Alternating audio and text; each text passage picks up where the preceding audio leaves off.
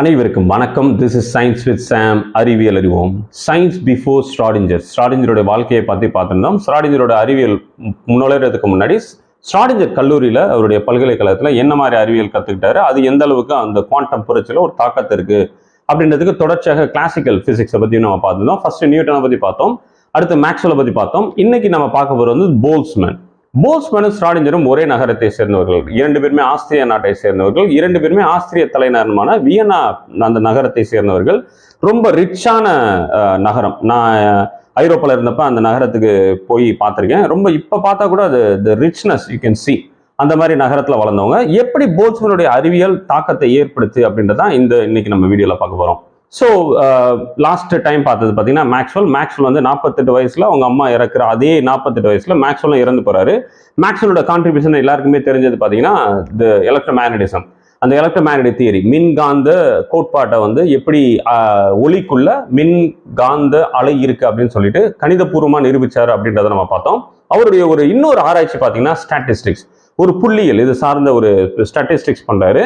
அதோடைய தாக்கம் தான் என்ன பார்த்தீங்கன்னா போல்ட்ஸ்மேன், அந்த இரண்டு பேருமே தாக்கம் உருவானது. அதனுடைய ஒரு நீட்சியாக தான் என்ன பார்த்தீங்கன்னா குவாண்டம்ல அது பயன்படுத்தப்பட்டது. அது என்ன அப்படின்றத நம்ம இன்னைக்கு பார்க்க போறோம். ஸோ போல்ட்ஸ்மேனோட அறிவியல் பார்க்கறதுக்கு முன்னாடி சுருக்கமாக போல்ட்ஸ்மேனுடைய அந்த வரலாற்றை பார்த்தலாம். போல்ட்ஸ்மேன் வந்து வியன்னா நாட்டின் அந்த டைம்ல அந்த நாட்டிலேயே அதிகமாக சம்பளம் வாங்கின ஒரு பேராசிரியர். ஆனாலும் அவர் 60 வயசு தாண்டதுக்கு அப்புறமா தற்கொலை பண்ணிக்கிட்டார். எதுக்காக தற்கொலை பண்ணிக்கிட்டார் அப்படின்றத சுருக்கமாக நம்ம பார்க்கலாம். ஸோ போல்ட்ஸ்மேன் பார்த்தீங்கன்னா மிக பணக்கார குடும்பம். அவருடைய தந்தையார் பார்த்தீங்கன்னா ஒரு இன்கம் டேக்ஸ் ஆஃபீஸர், ஒரு வருமான வரித்துறை ஆஃபீஸர். இன்னைக்கு வருமான வரித்துறைனாலே நம்மளுக்கு ஒரு மாதிரியா இருக்கு. ஸோ வருமான வரித்துறைன்றதுனால ஒரு ரிச்சான ஃபேமிலியில் வளர்ந்தவர். இவரும் அதே மாதிரி தான் 15 வயசு இருக்கும்போது அவருடைய தந்தையார் இறந்து போயிடுறார். 15 இயர்ஸ். ஸோ மேக்ஸ்வெல் பார்த்தீங்கன்னா 8 வயசுல இருக்கும்போது அவருடைய தாயார் இறந்து போயிடுறாங்க. போல்ட்ஸ்மேன் பார்த்தீங்கன்னா 15 வயசு இருக்கும்போது அவர் தந்தையார் இறந்து போயிடுறாங்க. அவருடைய அம்மாவோட தான் வளர்றாங்க. ஆனால் குடும்பம் வந்து நல்ல வசதியான குடும்பம்ன்றதுனால எந்த வகையான நெருக்கடியும் இல்லை, அந்த கல்விக்கான எந்த அச்சுறுத்தலும் இல்லை. அவர் அப்படி இருக்க டயத்தில் அந்த ஆஸ்திரிய தலைநகரான வியன்னா பல்கலைக்கழகத்தில் படிக்கிறாரு. அப்போ அவருக்கு பேராசிரியர் வந்து பார்த்தீங்கன்னா 2 பேர். ஒருத்தர் ஜோசப், இன்னொரு வந்து ஸ்டெஃபான். நிறைய பேருக்கு தெரிஞ்சிருக்கும் ஜோசப் ஸ்டெஃபான்ஸ் லா அப்படின்னு சொல்லுவாங்க. ஸ்டெஃபான்ஸ் போல்ட்ஸ்மேன் ஸ்டாட்டிஸ்டிக்ஸ் சொல்லிட்டு இந்த ஸ்டெஃபான் சொல்லிட்டு ஸ்டீஃபன் சொல்லுவாங்க சில பேர். நம்ம ஆங்கிலத்தில் கூட ஸ்டெஃபான் அப்படின்றது வந்து இந்த ஐரோப்பாவோட பேர். ஸோ இந்த ஜோசப் ஸ்டீஃபன் வச்சுக்கலாம். ஸோ ஜோசப் அண்ட் ஸ்டீஃபன் 2 பேருமே யாருக்கு ஆசிரியர் இருக்காங்க, போல்ட்ஸ்மேன் ஆசிரியர் இருக்காங்க. இவங்ககிட்ட வந்து கத்துக்கிறாரு. ஸோ இந்த 2 பேருமே அந்த டயத்தில் பார்த்தீங்கன்னா ஆட்டம் அப்படி அணு இருக்கு அப்படின்றதுக்கு வந்து ஒரு நிச்சயபூர்வமான இந்த அறிவியல் எந்த வித கண்டுபிடிப்புமே நகலலை. அதனால ஒரு சில குரூப் என்ன பண்ணுவாங்கன்னா ஆட்டம் இருக்கு, அணுக்கள் இருக்கு, அணுக்கள்னு ஒண்ணு இருக்கு, ஆட்டம்னு ஒண்ணு இருக்கு. இன்னொரு குரூப் என்னன்னா இல்ல அணுக்கள்ன்றது ஒண்ணு கிடையவே கிடையாது அப்படின்னு. இவங்களுடைய ஆசிரியர் 2 பேருமே ஜோசப் ஸ்டெஃபான் என்னன்னா அணுக்கள் உண்டு அப்படின்னு சொல்லிட்டு நம்புறவங்க. இவங்ககிட்ட போல்ட்ஸ்மேன் வளர்ந்ததுனால போல்ட்ஸ்மேனும் என்னன்னா அணுக்கள் இருக்கு அப்படின்னு சொல்லிட்டு நம்புறவர். ஸோ போல்ட்ஸ்மேன் இவங்ககிட்ட படிச்சதுனால ஆட்டோமேட்டிக்கா அவங்களுடைய கைனடிக் தியரின்றது வந்து இயக்கவியல், ஒரு கேஸ் மாலிகுல்ஸா இருக்கட்டும், ஒரு ஏர் மாலிகுல்ஸா இருக்கட்டும், இந்த மாதிரி மூலப்பொருட்கள் ரொம்ப வேகமா நகர்றது, இதை பத்தி படிக்கிறது யாரை பார்த்தீங்கன்னா இவங்க 2 பேருமே. அதனால இவருடைய PhD முனைவர் பட்டம் எதுல படுறாருன்னா இந்த கைனடிக் தியரியில படுறாரு, இயக்கவியல் கோட்பாடு. ஸோ ரொம்ப இன்ட்ரெஸ்டிங்கான விஷயம்னா இதே மாதிரி ஸ்டடியை தான் பார்த்தீங்கன்னா மேக்ஸ்வெல்லும் பண்ணாரு. மேக்ஸ்வெல் தான் என்ன பண்ணாருன்னா இந்த ஏர் மாலிகுல்ஸ், அப்போ வந்து ஆட்டம்னு தெரியாது, இந்த மாதிரி மாலிகுல்ஸ் எவ்வளவு வேகமா நகலுன்னு சொல்லிட்டு ஒரு கணக்கு பண்ணாரு. ஒரு நொடிக்கு 800 கோடி தடவை அதோட கொலிஷன்ஸ் நடக்குது, மோதல்கள் நடக்குது அப்படின்னு சொல்லிட்டு கால்குலேட் பண்ணாரு மேக்ஸ்வெல்.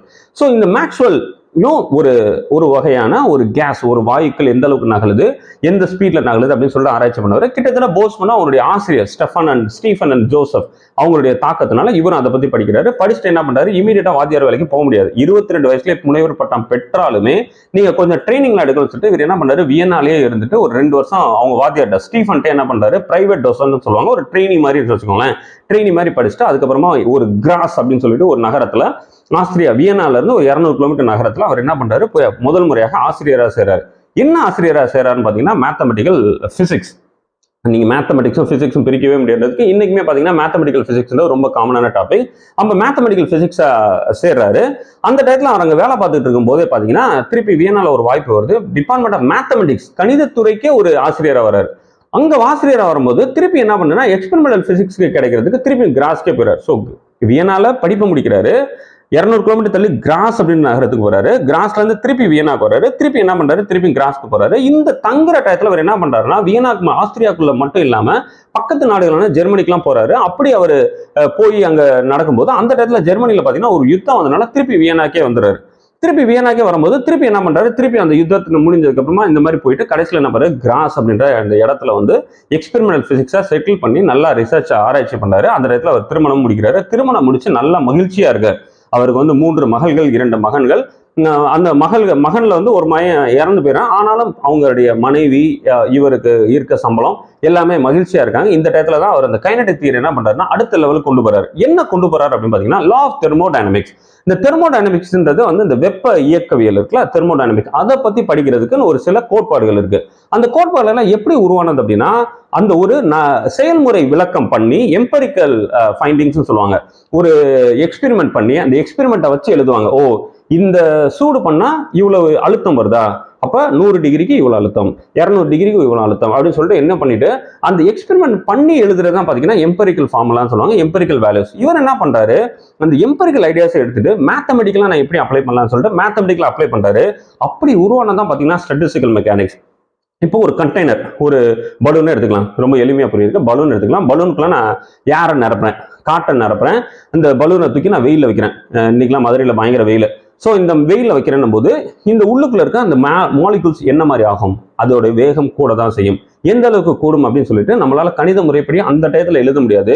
இப்ப என்ன பண்றாரு, ஒரு சின்ன பலூனுக்குள்ள கோடி லட்சம் கோடி பல 10⁻20 இந்த மாதிரி ஏர் மாலிகுல்ஸ் இருக்கும்போது, மீண்டும் சொல்கிறேன், அப்பொழுது ஆட்டம் என்பது தெல்ல தெளிவாக தெரியவில்லை. அப்பெல்லாம் அந்த மூலக்கூறுகள் அந்த மாதிரி தான் எடுத்துட்டு இருந்தாங்க. அந்த மூலக்கூறுகள்லாம் எந்த அளவுக்கு வேகமா நடக்குதுன்றத எக்ஸ்பெரிமெண்ட்லாம் ஒருத்தன் பண்ணியிருப்பான்ல, அதையே அவர் என்ன பண்றாரு, மேத்தமெட்டிக்கலா ப்ரூவ் பண்றாரு. மேத்தமெட்டிக்கலா ப்ரூவ் பண்ணி உருவானதான் பாத்தீங்கன்னா ஸ்டாட்டிஸ்டிக்கல் மெக்கானிக்ஸ். இதே நேரத்துல பாத்தீங்கன்னா இன்னொருத்தர் அமெரிக்கால கிப்சன் சொல்லிட்டு அவரு ஆராய்ச்சி பண்ணாரு. பட் 2 பேருக்குமே பெரிய தொடர்பு இல்லை. ஏன்னா அட்லாண்டிக்கா தாண்டி அவர் அமெரிக்கால அவர் தனி ஆராய்ச்சி பண்றாரு, போல்ஸ்மேன் வந்து ஐரோப்பால ஆஸ்திரேலியா ஆராய்ச்சி பண்றாரு.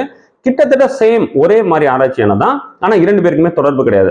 ஸோ இந்த டயத்துல இவர் உருவானதான் பாத்தீங்கன்னா இந்த 3 லா ஆஃப் தெர்மோடைனமிக்ஸ். இதுல 2வது லா பாத்தீங்கன்னா ரொம்ப முக்கியமானது. அதுதான் பாத்தீங்கன்னா குவாண்டம்ல மிகப்பெரிய தாக்கத்தை பின்னாடி உருவாக்குனது. 2ஆம் லா என்ன சொல்லுதுன்னா இந்த என்ட்ரோபி ஆல்வேஸ் இன்க்ரீசஸ். அப்படின்னா என்னன்னா என்ட்ரோபி நிறைய பேருக்கு சில பேருக்கு இருக்கு. இந்த disorder of a closed system always increases.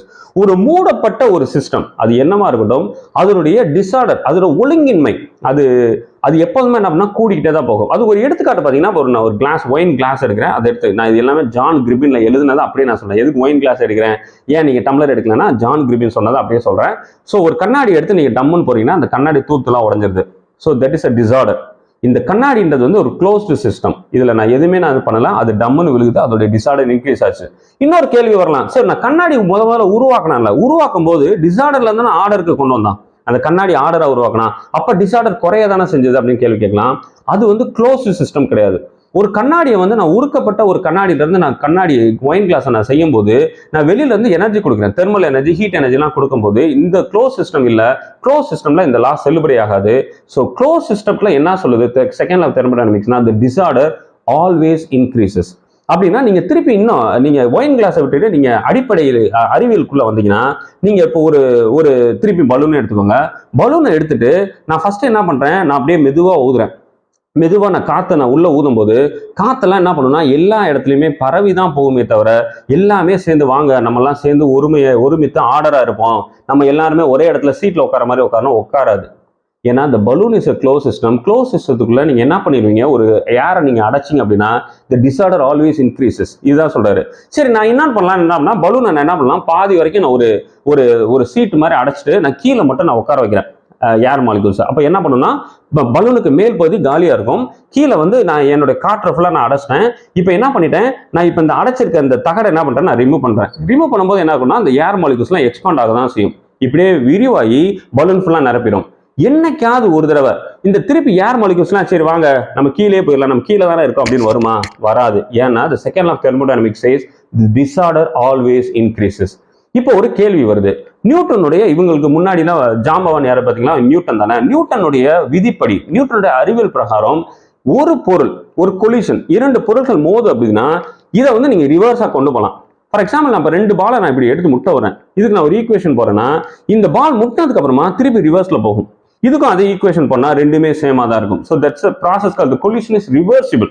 2 பொருட்கள் நீங்க இந்த 2 பாலை வச்சு conservation of energy, conservation of மொமெண்டம்லாம் படிப்பாங்க இயற்பியல் படிக்கிறவங்க. அதுல பாத்தீங்கன்னா அதுல ஃபர்ஸ்ட் கண்டிஷன் என்ன பண்ணீங்கன்னா, தி energy is conserved, this is reversible. Energy எங்கேயுமே இதாகாது. இதை நீங்க திருப்பி ரிப்பீட் பண்ணிக்கலாம். அந்த நியூட்டனுடைய அந்த விதியை கொண்டு போய் நான் அணுக்கள் கிட்ட போனேன், ஆட்டம் மாலிகூல்ஸ் இந்த கொலிஷன், இந்த மோதலுக்குள்ள நான் போட்டேன்னா இது வந்து ரிவர்சிபிளா இருக்கணும். அப்படின்னா என்ன சொல்றாங்க அப்படின்னா, நான் ஒரு பலூனுக்கு கீழே தானே ஏர் வச்சிருந்தேன், இந்த பலூன்ல இருந்து ஏர் பிரிஞ்சு போச்சுல, திருப்பியும் நியூட்டனோட விதி பிரகாரம் திருப்பி எல்லாமே திருப்பி கீழே வரணும். ஆனா நடக்குமா? நடக்காது அப்படின்றதான் இந்த விதி சொல்றது. அப்பதான் இன்னொருத்தர் ஹென்ரி பாயின்கர்ன்றவர் என்ன சொல்றாருன்னா, இல்லை, ஒரு மூலக்கு ஒரு கேஸ் வாயுக்கள் கீழே இருந்து வெளியில போனாலும் மீண்டும் கீழேயும் வரலாம், சைட்லயும் வரலாம், மேலேயும் இருக்கலாம். ஒன்னா சேர்றதுக்கு வாய்ப்புகள் இருக்கத்தான் செய்யுது. அப்படிதான் நியூட்டன் சொல்றாரு, அப்படிதான் நானும் நினைக்கிறேன். அப்படின்னும் போது இப்ப வந்து 2 வகையான குழப்பங்கள் இருக்கு. நியூட்டன் என்ன சொல்றாரு, எல்லாமே திரும்பியும் அதோடைய ஒரிஜினல் பொசிஷனுக்கே வந்து ரிவர்சிபிள், திருப்பி ரிவர்ஸ் பண்ணி பார்க்கலாம். அதே தான் பாயின்கர் சொல்றாரு. ஆனா போல்ட்ஸ்மேனோட லா என்ன சொல்லுது, தி டிசார்டர் ஒன்ஸ் நீங்க ஆர்டரை குலைச்சிட்டீங்க அப்படின்னா தி டிசார்டர் ஆல்வேஸ் இன்க்ரீசஸ். இப்போ போல்ட்ஸ்மேன் இதை எப்படி சார்ட் அவுட் பண்ணலாம்? ஏன்னா கண்ணாடி, உடஞ்ச கண்ணாடி எல்லாமே திரும்ப சேர்ந்து ஒயின் கிளாஸா மாற போறது இல்லை.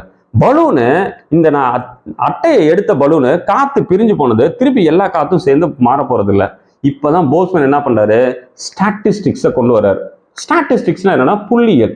ஸ்டாட்டிஸ்டிக்ஸ்னா என்னன்னா, நீங்க அதிகமான, நான் ஏற்கனவே சொன்னது, அதிக நம்பர் ஆஃப் பொருட்கள் இருக்கும்போது, அது மக்கள் தொகையா இருக்கட்டும், இல்லைன்னா கல்லு மண்ணு, இல்லைன்னா இந்த மாதிரி வாயுக்களா இருக்கட்டும், இதை நீங்க ஒரு வகையான புள்ளியல் வச்சுதான் படிக்க முடியும். அப்படி படிக்கும்போது அவர் என்ன சொல்றாருன்னா, ப்ராபபிலிட்டி, நீங்க சொல்றீங்களா அந்த ஒயின் கிளாஸ் திருப்பியும் சேருமா அப்படின்னா, ப்ராபபிலிட்டி இஸ் நாட் ஜீரோ, சேரவே சேராதுன்னு சொல்ல முடியாது. அதே மாதிரி இந்த கேஸ் மாலிகூல்ஸ், இந்த பலூனை விட்டு வெளியில போனதெல்லாம் திருப்பி பலூனுக்குள்ள வருமா, கீழே வருமா அப்படின்னா, ப்ராபபிலிட்டி ஜீரோ கிடையாது, இருக்கதான், சாத்தியம் தான் இருக்குது அப்படின்னு சொல்றாரு. ஆனா அந்த ப்ராபபிலிட்டி இஸ் எக்ஸ்ட்ரீம்லி ஸ்மால். எப்பொழுதுமே இன்க்ரீஸ் ஆச்சுன்னு சொன்னாதானே பிரச்சனை. நான் என்ன சொல்றேன், எப்பொழுதுமே இன்க்ரீஸ் ஆகாது, சில நேரங்கள் என்ன ஆகும், டிக்ரீஸும் ஆகும். என்ட்ரோபி என்ன ஆகும், அந்த டிசார்டர் என்ன பண்ணும், திருப்பி ஆர்டருக்கும் வரும். ஆனா அந்த ப்ராபபிலிட்டி ரொம்ப கம்மி. எவ்வளவு கம்மினா, இந்த உடைந்த கண்ணாடி துகள்கள் மீண்டும் ஒரு கிளாஸா மாறணும் அப்படின்னா, இல்லைன்னா அந்த பலூன்ல பிரிஞ்சு போன வாயுக்கள் திருப்பியும் பலூனுக்கு அடியில வரணும்னா அதுக்கு எடுத்துக்கொள்கிற நேரம் இந்த பிரபஞ்சத்தின் நேரத்தை விட கூட. இந்த பிரபஞ்சத்தின் வயசு என்ன, 13.8 பில்லியன் இயர்ஸ், 1380 கோடி வருடங்களுக்கு மேல ஆகும். ஆனாலும் சேர்றதுக்கான வாய்ப்பு இருக்கு. அப்ப ஒரு கண்ணாடி பொருள் விழுந்துருச்சு அப்படின்னா, நீங்க இந்த பிரபஞ்சத்தின் வயசோட கூட நீங்க வெயிட் பண்ணீங்கன்னா, ஏதோ ஒரு சூழ்நிலை, ஒரு வேளை பூகம்பங்கள் வரலாம், காத்தடிக்கலாம், சில நேரங்கள் ஒரு வெப்பங்கள் கூடலாம், அப்படி இப்படின்னு போது திருப்பியும் ஒயின் கிளாஸா வர்றதுக்கு வாய்ப்பு இருக்கு. அப்பதான் அவர் என்ன சொல்றாரு, இந்த ஸ்டாட்டிஸ்டிக்ஸ், புள்ளியியல், இந்த statistical mechanics, never say never, ஒருபோதும் இது நடக்காது என்று சொல்லாதீர்கள்.